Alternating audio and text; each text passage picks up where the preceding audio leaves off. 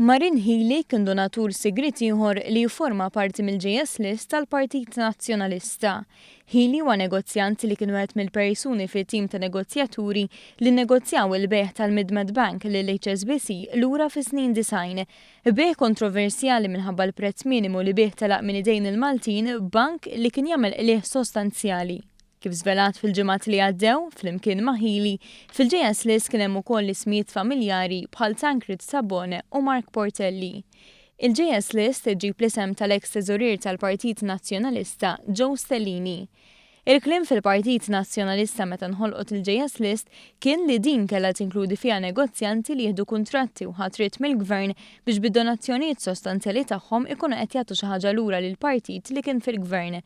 Fost l-iktar qrib ta' Healey fil-Partit Nazzjonalista kien hemm Eddie Fenek-Adami u l-eks Ministru Austin Gatt. Tant li wara li spiċċa minn Ministru, Gatt kien inħatar chairman ta' waħda mill-kumpaniji tal-familja Healey.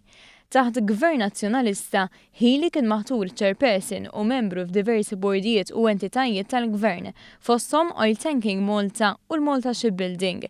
Meta fl-1996 kien chairman tal-Freeport, Healey beda jikseb isma' f'terminals barra minn Malta, fost oħrajn Venezia.